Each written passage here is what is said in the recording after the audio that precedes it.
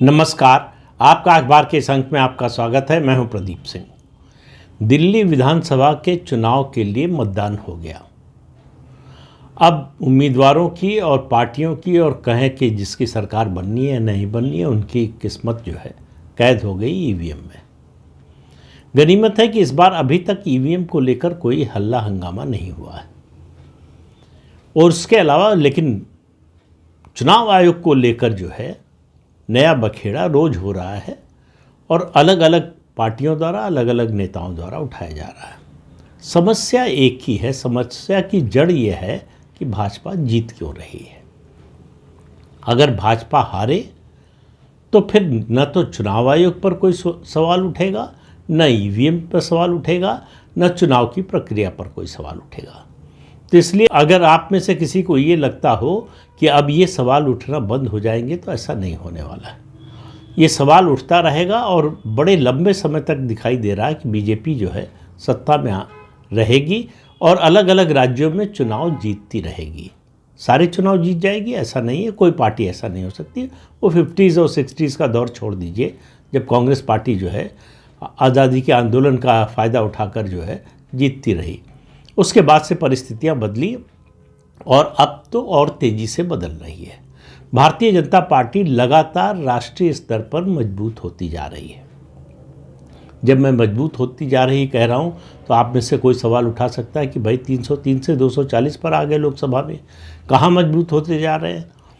आप भारतीय जनता पार्टी का जो सामाजिक चरित्र था उस पर ध्यान दीजिए, उसका जो सामाजिक आधार था उस पर ध्यान दीजिए।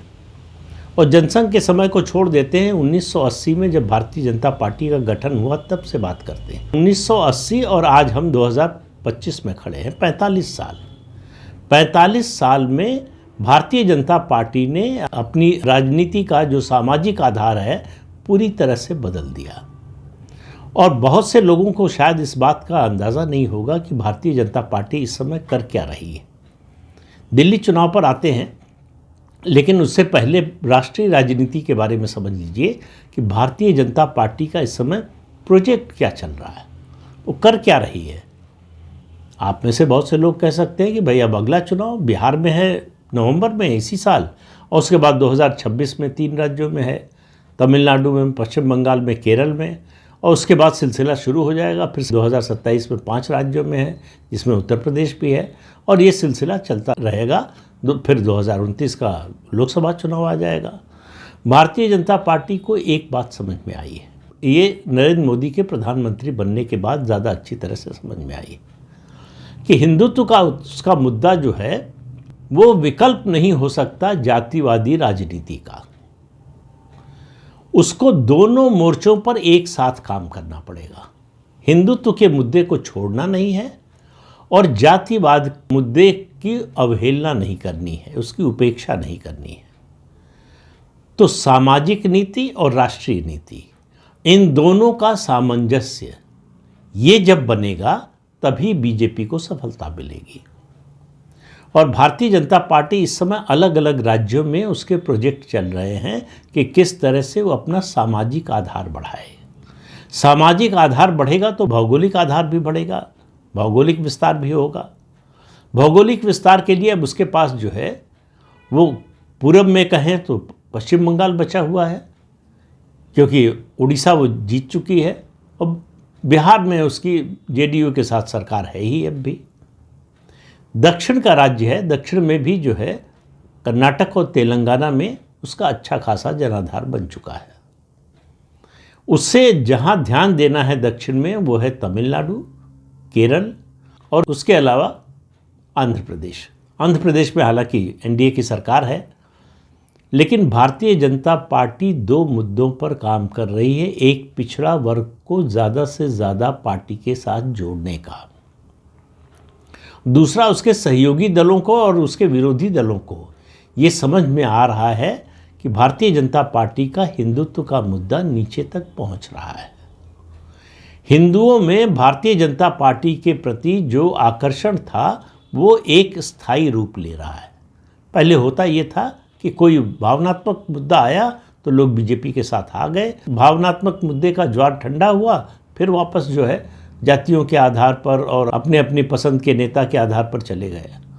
ये स्थिति बदलना भारतीय जनता पार्टी को अगर राष्ट्रीय स्तर पर सचमुच एक राष्ट्रीय पार्टी जिसका वर्चस्व हो पूरे देश में बनना है तो ज़रूरी है। इस दृष्टि से अगर आप इस संदर्भ में दिल्ली के चुनाव को देखें तो दिल्ली का चुनाव मैं मानता हूं कि ये एक तरह से लिटमस टेस्ट है बीजेपी के इस सामाजिक संगठन का, सामाजिक जुड़ाव का। दिल्ली में भारतीय जनता पार्टी के साथ समस्या क्या है? एक वर्ग है और मैं उस वर्ग में जो है मुसलमानों को नहीं रखता, वो बीजेपी के साथ कभी नहीं आएंगे, कभी आए भी नहीं। लेकिन उसके अलावा दलितों का एक वर्ग है, अति पिछड़ों का एक वर्ग है। इनमें से ज़्यादातर लोग जो है झुग्गी झोपड़ियों में और जो रीसेटलमेंट कॉलोनीज़ है उनमें रहते हैं। और मध्य वर्ग का भी एक हिस्सा था जो अरविंद केजरीवाल के आने के बाद और शीला दीक्षित के समय भी कुछ हद तक, लेकिन अरविंद केजरीवाल के आने के बाद बहुत बड़ी संख्या में आम आदमी पार्टी से जुड़ गया था। ये भारतीय जनता पार्टी का एक समय कोर वोट होता था, अब भी है। उसको वापस लाने और दलित और अति पिछड़ा समाज में अपनी पैठ बढ़ाने, इसका जो प्रयास लोकसभा चुनाव के नतीजे आने के बाद से भारतीय जनता पार्टी ने शुरू किया, उसका नतीजा आपको दिखाई देगा दिल्ली के विधानसभा चुनाव के नतीजों में कि कितना असर हुआ है, उसका अभियान ये जो है कितना प्रभावी हुआ है। और अभी तक जो एग्जिट पोल के नतीजे आए हैं वो बता रहे हैं कि भारतीय जनता पार्टी को इसमें सफलता मिल रही है। ये पहला चुनाव है अरविंद केजरीवाल के दिल्ली की राजनीति में या राजनीति में आने के बाद जब अरविंद केजरीवाल और उनकी पार्टी हारती हुई दिख रही है। ये बड़ा साफ दिखाई दे रहा है कि अरविंद केजरीवाल खुद अपनी सीट नई दिल्ली की जो विधानसभा की है वो बचा लें तो बहुत बड़ा चमत्कार होगा। उनकी पार्टी सत्ता में नहीं आ रही है, ये बड़ा स्पष्ट रूप से दिखाई दे रहा है।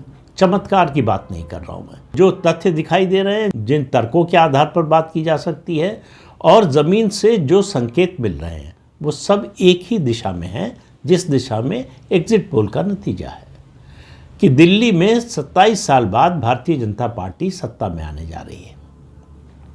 अब ये परिवर्तन कोई सिर्फ अगर कोई कहेगा कि एंटी इनकम्बेंसी का असर है तो मैं उसको मानने के लिए तैयार नहीं होऊंगा।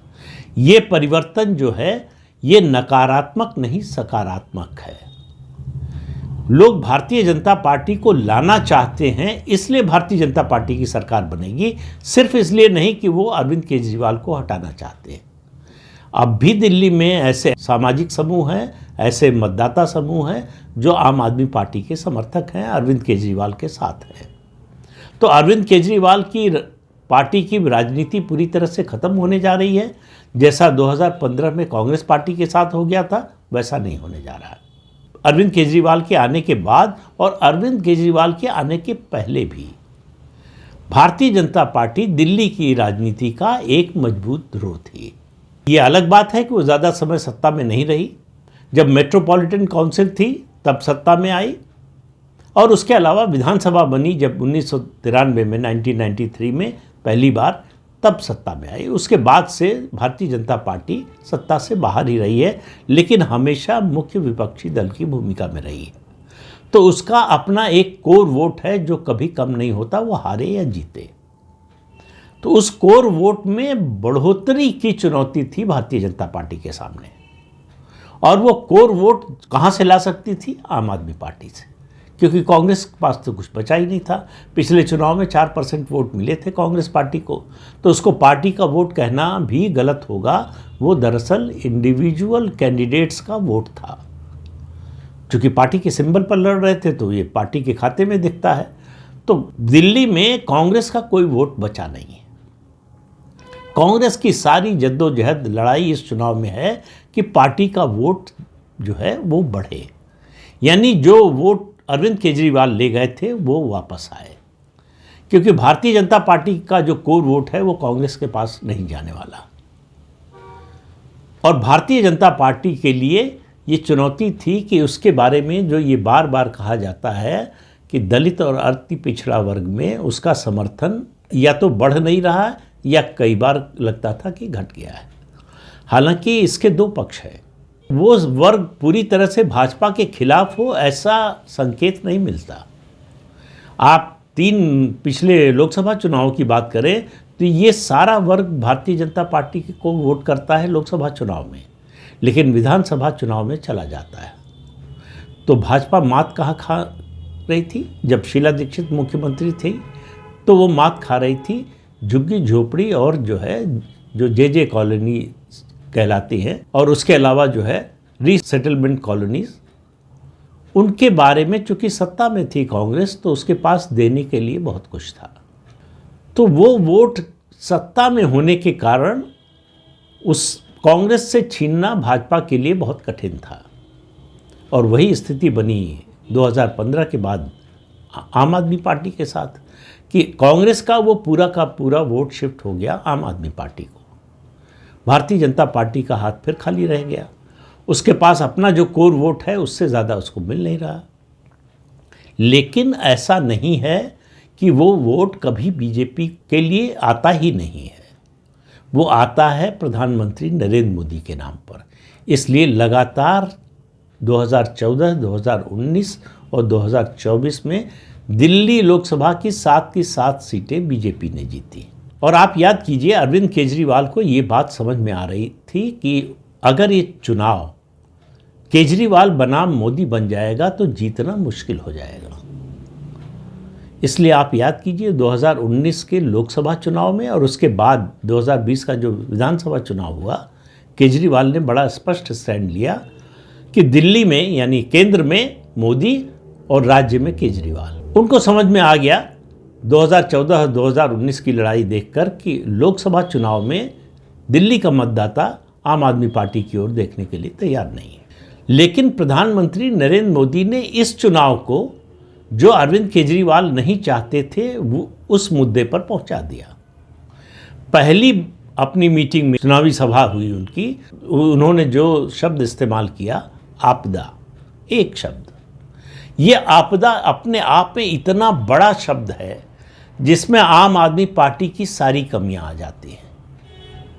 तो उसके अलावा मैं ये बात पहले भी कई बार कह चुका हूँ, दोहराने वाली बात होगी, लेकिन ज़रूरी है कहना कि आम आदमी पार्टी की सबसे बड़ी ताकत थी उसकी फ्री की स्कीम्स, जिसका जवाब भाजपा दे नहीं पाती थी, क्योंकि भारतीय जनता पार्टी ये फ्री बीज की राजनीति के खिलाफ थी।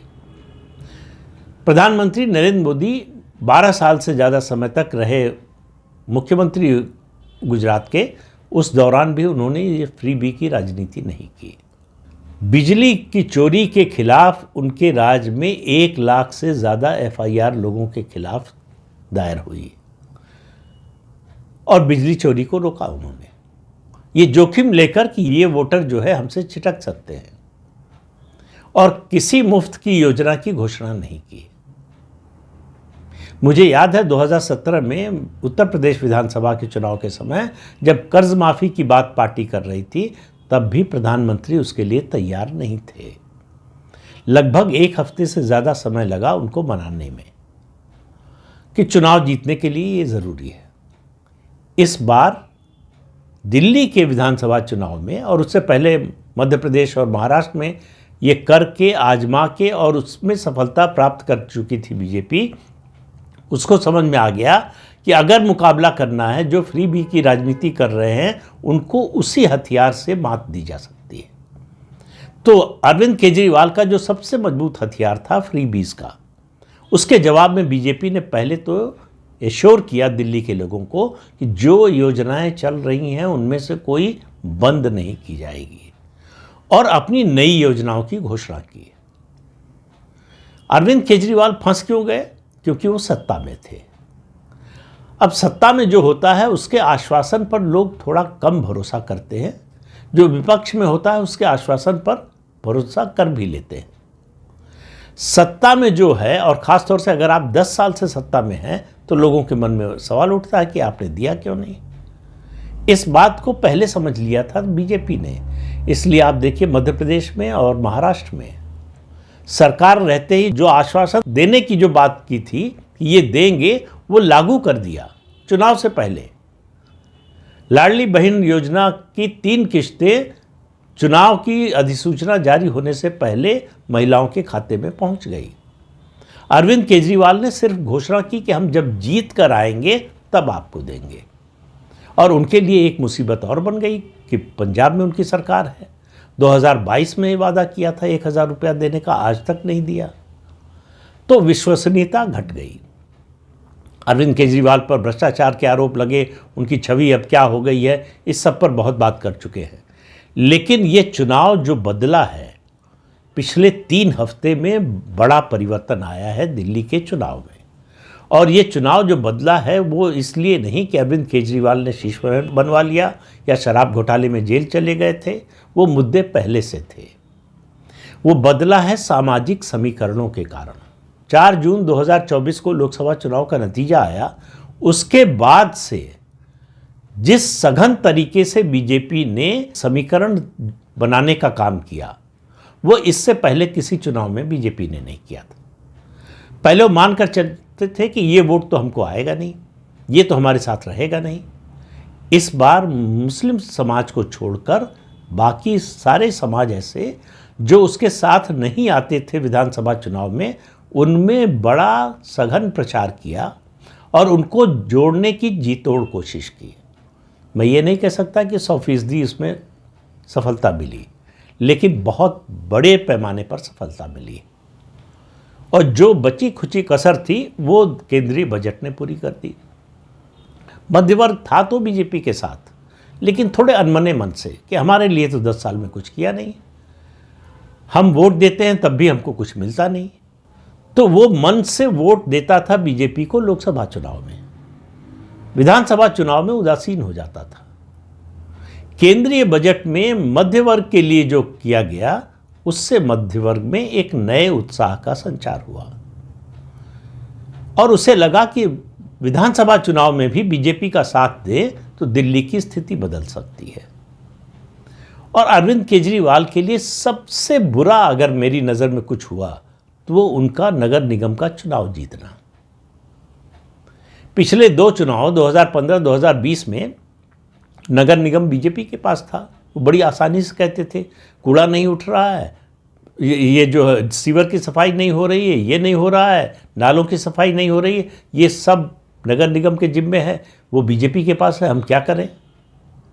तो वो दोहरी चाल चलते थे या दोहरी मार करते थे कि केंद्र सरकार जो है कानून बनाकर हमको काम नहीं करने दे रही है और नगर निगम बीजेपी के पास है, वो स्थानीय स्तर पर काम नहीं करने दे रहा है, तो हम तो जो है बड़ी मुश्किल से जो कुछ कर पा रहे हैं वो कर रहे हैं। इस बार उनका ये बहाना चला नहीं। सवाल ये है कि दोनों बहाने क्यों नहीं चले। एक तो नगर निगम चला गया आम आदमी पार्टी के पास, तो वो बहाना खत्म हो गया, लेकिन केंद्र सरकार वाला बहाना क्यों खत्म हो गया। केंद्र सरकार वाला बहाना इसलिए खत्म हो गया कि लोगों के मन में ये सवाल उठा कि भाई जब आप बार बार ये प्रचार कर रहे हैं, कह रहे हैं कि केंद्र सरकार हमको काम नहीं करने देती, तो केंद्र में तो बीजेपी की सरकार है, अगले 5 साल भी रहेगी, तो जब वो काम ही नहीं करने देगी आपको, तो आपको वोट क्यों दे। ऐसी सरकार ले आए जिसको केंद्र सरकार काम करने दे, और वो तो बीजेपी ही दिखाई दे रही है। तो इसलिए ये जो 2, 3, 4 मुद्दे थे केजरीवाल के और आम आदमी पार्टी के, जो उसकी जीत का कारण बनते थे, वो सब इस बार उसकी हार का कारण बन रहे हैं। हालांकि चुनाव नतीजे से पहले ये बात कह रहा हूँ, चुनाव नतीजे से पहले चुनाव नतीजे के बारे में इस तरह की बात करना बड़ा जोखिम भरा होता है, लेकिन कुल मिलाकर अगर इसके बाद भी आम आदमी पार्टी की सरकार बनती है तो मेरी नज़र में वो चमत्कार होगा, और उस चमत्कार की कोई उम्मीद दिखाई नहीं दे रही है। तो 8 फरवरी को जब नतीजा आएगा तो मुझे लगता है कि सीटों की बात नहीं कर रहा हूँ, जो दिशा एग्जिट पोल्स ने दिखाई है, नतीजा उसी दिशा में जाएगा। तो इसलिए अरविंद केजरीवाल को अब सोचना पड़ेगा कि उनका राजनीतिक भविष्य क्या होगा। इसलिए कह रहा हूं कि इस बात की बड़ी प्रबल संभावना है कि वो अपनी सीट भी न जीत पाए, तो विधानसभा में नेता प्रतिपक्ष भी नहीं बन पाएंगे। तो पहले वो कहा करते थे कि भाई ये क्या है, 10 साल मुख्यमंत्री रह लिया, 3 बार मुख्यमंत्री बन गया, 2013 में बना, 15 में बना, 20 में बन गया, हार भी जाऊंगा तो नेता प्रतिपक्ष रहूंगा, नंबर 2 की पार्टी रहेगी मेरी, आगे देखेंगे। अब तो स्थिति ये है कि दिल्ली विधानसभा में शायद नेता प्रतिपक्ष भी न रहे, क्योंकि उसके लिए उनको जीतना ज़रूरी है अपनी सीट। पंजाब में उनकी सरकार की स्थिति वैसे ही डामाडोल है। अब इस हार के बाद, दिल्ली की संभावित हार के बाद पंजाब में क्या समीकरण बनेंगे भगवंत सिंह मान और अरविंद केजरीवाल के, इसके बारे में अभी केवल अंदाज़ा लगाया जा सकता है। लेकिन इतना तो कहा जा सकता है कि जैसे आज है वैसे ही नहीं रहेंगे। तो अरविंद केजरीवाल के लिए आने वाले समय में मुश्किलें ही मुश्किलें हैं, राहत की कोई तस्वीर नज़र नहीं आ रही। इस अंक में इतना ही। अगले अंक में फिर मिलेंगे किसी नए मुद्दे के साथ। तब तक के लिए अनुमति दीजिए। आपसे अनुरोध है कि ये चैनल देखिए, शेयर कीजिए, लाइक कीजिए और सब्सक्राइब जरूर कीजिए। नमस्कार।